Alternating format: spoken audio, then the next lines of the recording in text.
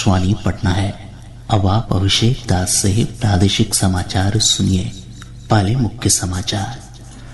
मोकामा और गोपालगंज विधानसभा उपचुनाव के लिए कल सुबह 8 बजे से शुरू होगी मतगणना, दोपहर तक परिणाम आने की संभावना।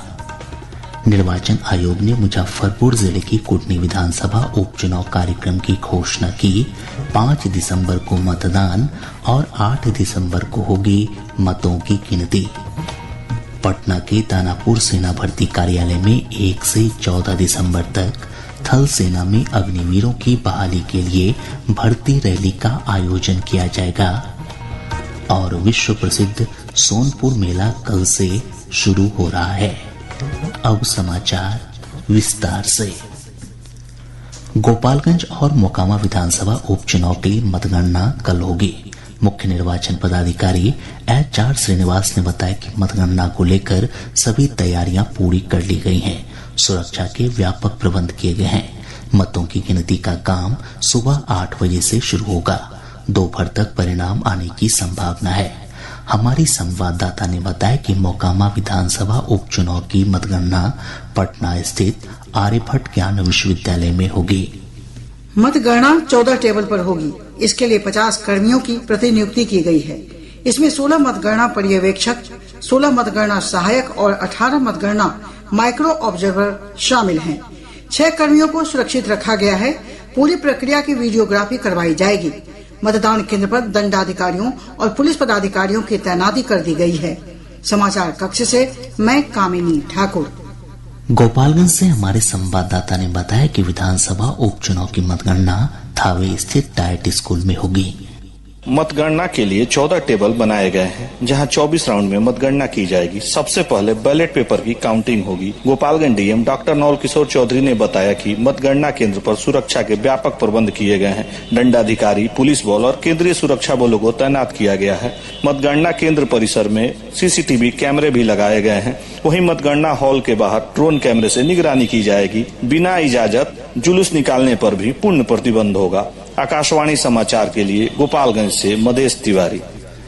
मोकामा सीट राजद विधायक अनंत सिंह की विधानसभा सदस्यता समाप्त होने के कारण खाली हुई थी, जबकि गोपालगंज में भाजपा विधायक सुभाष सिंह की मृत्यु के बाद उपचुनाव कराया गया। इन दोनों सीटों पर 4 महिलाओं समेत 15 उम्मीदवारों की चुनावी किस्मत का फैसला होना है, लेकिन मुख्य मुकाबला राजद और भाजपा प्रत्याशियों के बीच माना जा रहा है। प्रदेश में नीतीश कुमार के भाजपा से अलग होने और राजद के साथ मिलकर महागठबंधन सरकार बनाने के बाद यह पहला उपचुनाव था। इस कारण उपचुनाव दोनों गठबंधनों के लिए महत्वपूर्ण माना जा रहा है। निर्वाचन आयोग ने मुजफ्फरपुर जिले की कुटनी विधानसभा उपचुनाव के लिए चुनाव कार्यक्रमों की घोषणा कर दी है। 5 दिसंबर को मतदान होगा। चुनाव संबंधी अधिसूचना 10 नवंबर को जारी होगी और इसी दिन से नामांकन पत्र भरे जा सकते हैं। नामांकन की अंतिम तिथि 17 नवंबर निर्धारित है।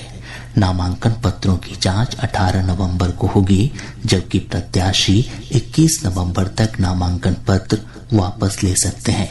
मतों की गिनती 8 दिसंबर को होगी। कुटनी सीट से राजद विधायक अनिल सहनी की सदस्यता समाप्त होने के बाद उपचुनाव हो रहा है। अवकाश और यात्रा भत्ता LTC घोटाले में अनिल सहनी को दिल्ली की एक विशेष अदालत ने 3 साल कठोर कारावास की सजा सुनाई थी, जिसके बाद उनकी विधानसभा सदस्यता समाप्त हो गई थी। मुख्यमंत्री नीतीश कुमार ने आज पटना में इंडियन बिल्डिंग कांग्रेस के सेमिनार का उद्घाटन किया। समारोह को संबोधित करते हुए उन्होंने कहा कि राज्य में भवन निर्माण के क्षेत्र में नई तकनीकों का प्रयोग किया जा रहा है और भवनों के रखरखाव पर भी सरकार विशेष ध्यान दे रही है। उन्होंने पर्यावरण अनुकूल, किफायती और सुरक्षित भवनों के निर्माण की आवश्यकता पर बल दिया। समारोह को उप मुख्यमंत्री तेजस्वी प्रसाद यादव, भवन निर्माण मंत्री अशोक चौधरी और सूचना तथा जनसंपर्क विभाग के मंत्री संजय झा ने भी संबोधित किया। 2 दिवसीय सेमिनार में 18 राज्यों के प्रतिनिधि शामिल हो रहे हैं।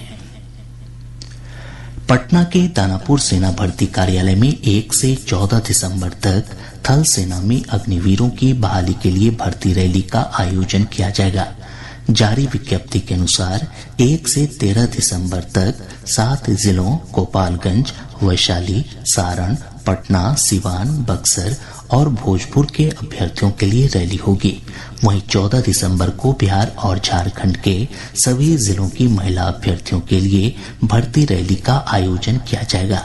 रैली के माध्यम से सैनिक जीडी, सैनिक तकनीकी, क्लर्क और ट्रेडमैन जैसे पदों पर बहाली होगी। विज्ञप्ति में कहा गया है कि 15 नवंबर तक सभी अभ्यर्थियों को ईमेल के माध्यम से एडमिट कार्ड भेज दिए जाएंगे। आर्थिक अपराध इकाई ईओयू की टीम ने आय से अधिक संपत्ति मामले में शिक्षा विभाग की उप निदेशक विभा कुमारी के विभिन्न ठिकानों पर छापेमारी की है। प्राप्त जानकारी के अनुसार आरोपी अधिकारी के पटना स्थित 2 ठिकानों और वैशाली स्थित आवास पर छापेमारी की गई। साथ ही उनके कार्यालय की भी तलाशी ली गई। इस दौरान करोड़ों रुपए की चल अचल संपत्ति का खुलासा हुआ है। केंद्र सरकार ने लोगों को उस मैसेज से सावधान किया है जिसमें भारतीय स्टेट बैंक के नाम पर पैन संख्या अपडेट कराने को कहा जा रहा है।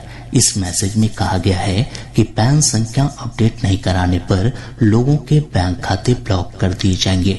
पत्र सूचना कार्यालय ने कहा है कि एसबीआई की ओर से ऐसा कोई मैसेज या ईमेल नहीं भेजा जा रहा है। लोगों को इस मैसेज के माध्यम से भेजे जा रहे लिंक पर कोई प्रतिक्रिया नहीं देने की सलाह दी गई है। प्रादेशिक समाचार आप आकाशवाणी पटना से सुन रहे हैं। मुख्यमंत्री नीतीश कुमार ने आज राजगीर स्थित गुरु नानक शीतलकुंड गुरुद्वारा के नए भवन और अतिथिशाला का लोकार्पण किया। इस अवसर पर श्री कुमार ने कहा कि गुरु नानक देव जी के उपदेश आज भी प्रासंगिक हैं। उन्होंने कहा कि सरकार सिख धर्म से जुड़े स्थानों को विकसित कर रही है। इधर आज सिख धर्म के संस्थापक गुरु नानक देव जी महाराज के 554वें प्रकाश पर्व के उपलक्ष्य में राजगीर में मुख्य समारोह का आयोजन किया जा रहा है। प्रकाश पर्व पर पूरा राजगीर शब्द कीर्तन से गुंजायमान है। नगर कीर्तन के दौरान जत्थे पर फूलों की बारिश से ऐसा लग रहा था जैसे स्वयं गुरु नानक देव जी महाराज साथ साथ चल रहे हों। सिखों के पारंपरिक युद्ध कला गटका का भी प्रदर्शन लोगों के आकर्षण का केंद्र रहा। सिख श्रद्धालुओं के साथ साथ आम लोग भी लंगर चख रहे हैं। आज देर रात समारोह का समापन हो जाएगा। आकाशवाणी समाचार के लिए बिहार शरीफ से निरंजन कुमार। इधर पटना स्थित तख्त श्री हरि मंदिर साहिब में कल से 3 दिवसीय प्रकाश पर्व का आयोजन किया जाएगा। कल गुरुद्वारा के दीवान हॉल में अखंड पाठ का आयोजन होगा जो सोमवार तक चलेगा। सोमवार को अरदास और गुरु के बाग में विशेष दीवान सजेगा जिसमें शबद कीर्तन और कथा प्रवचन होगा। 8 नवंबर को अंतिम दिन प्रकाश पर्व का मुख्य समारोह आयोजित किया जाएगा। विश्व प्रसिद्ध सोनपुर मेले की कल से शुरुआत हो रही है। हमारे संवाददाता ने बताया कि सारण जिले के हरिहर क्षेत्र में आयोजित होने वाले इस मेले का उद्घाटन उप मुख्यमंत्री तेजस्वी प्रसाद यादव करेंगे। मेला समिति की अध्यक्ष प्रमंडलीय आयुक्त पूनम ने बताया कि मेले को लेकर सभी तैयारियां पूरी कर ली गई है। कोरोना के कारण 2 साल के अंतराल पर मेले का आयोजन किया जा रहा है। मेले में देश के कोने कोने से व्यापारियों के आने का सिलसिला जारी है। पर्यटन विभाग ने मेले में आने वाले लोगों की सुविधा के लिए कई प्रबंध किए हैं। मेले में टेंट सिटी की व्यवस्था की गई है जो लोगों के लिए किफायती दर पे उपलब्ध है। वहीं सुरक्षा के भी कड़े प्रबंध किए गए हैं। इधर जिला प्रशासन ने कहा है कि 8 नवंबर को कार्तिक पूर्णिमा के दिन चंद्र ग्रहण के कारण सोनपुर स्थित बाबा हरिहरनाथ मंदिर श्रद्धालुओं के लिए सुबह 8 बजे से रात्रि 12 बजे तक बंद रहेगा। इस अवधि के बाद श्रद्धालु मंदिर में दर्शन और जलाभिषेक कर सकेंगे। आकाशवाणी समाचार के लिए छपरा से पवन कुमार सिंह। सोनपुर में लगने वाले मेले को लेकर सोनपुर और मुजफ्फरपुर के बीच स्पेशल ट्रेन का परिचालन किया जाएगा। पूर्व मध्य रेलवे के मुख्य जनसंपर्क पदाधिकारी वीरेंद्र कुमार ने बताया कि यह ट्रेन 7 और 8 नवंबर को चलेगी। वहीं सोनपुर और छपरा तथा सोनपुर और पाटलिपुत्र जंक्शन के बीच भी 7 और 8 नवंबर को मेला स्पेशल ट्रेन चलाई जाएगी। इसके अलावा लगभग 2 दर्जन ट्रेनों का सोनपुर स्टेशन पर 1-1 मिनट का ठहराव दिया गया है। इधर बिहार राज्य पथ परिवहन निगम ने मेला को लेकर पटना और सोनपुर के बीच विशेष बसों के परिचालन का फैसला किया है। चेतना समिति पटना की ओर से पटना के मिलर स्कूल मैदान में कल से 3 दिवसीय विद्यापति स्मृति पर्व समारोह का आयोजन किया जा रहा है। उप मुख्यमंत्री तेजस्वी प्रसाद यादव समारोह का उद्घाटन करेंगे। चेतना समिति के अध्यक्ष निशा मदन झा ने बताया कि इस अवसर पर मैथिली और मिथिलांचल के विकास में अपना योगदान करने वाले 18 विभूतियों को सम्मानित किया जाएगा। समारोह में चेतना समिति स्मारिका और चेतना कैलेंडर का भी विमोचन होगा। इस अवसर पर सांस्कृतिक कार्यक्रम भी आयोजित किए जाएंगे। केंद्र सरकार के संस्कृति मंत्रालय के तत्वावधान में छपरा स्थित राजेंद्र स्टेडियम में 9 नवंबर को उत्तर मध्य क्षेत्र सांस्कृतिक केंद्र द्वारा आयोजित माटी के रंग कार्यक्रम का उद्घाटन होगा। 10 दिसंबर को मढ़ौरा स्थित उच्च विद्यालय और 11 नवंबर को जलालपुर स्थित उच्चतर माध्यमिक विद्यालय में कार्यक्रम आयोजित किए जाएंगे। इस कार्यक्रम में 100 से अधिक लोक कलाकार भाग लेंगे। प्रदेश के अधिकांश हिस्सों में मौसम शुष्क बना हुआ है। मौसम विज्ञान केंद्र पटना से प्राप्त जानकारी के अनुसार अधिकतम औसत तापमान 30 से 32 डिग्री जबकि औसत न्यूनतम तापमान 18 से 20 डिग्री सेल्सियस के बीच दर्ज किया गया। मौसम वैज्ञानिक दिनेश कुमार भारती ने बताया कि राज्य में अभी पूर्वा हवा का प्रवाह बना हुआ है।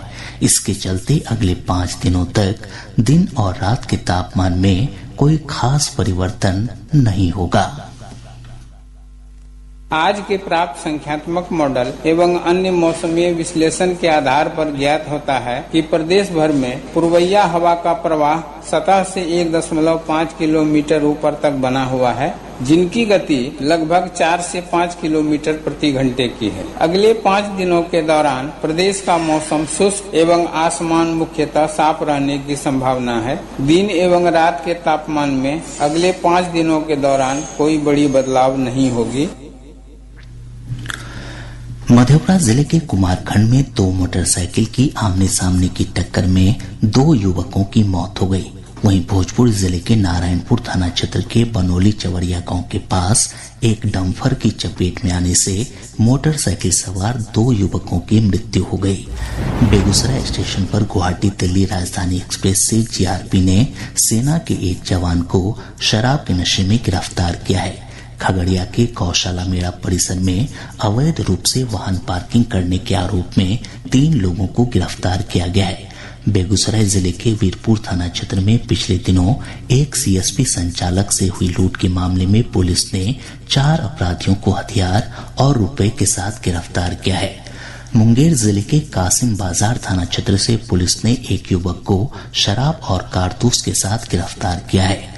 पश्चिम चंपारण जिले के 103 भूमिहीन परिवारों के बीच जिलाधिकारी कुंदन कुमार ने आज बासगीत पर्चा का वितरण किया।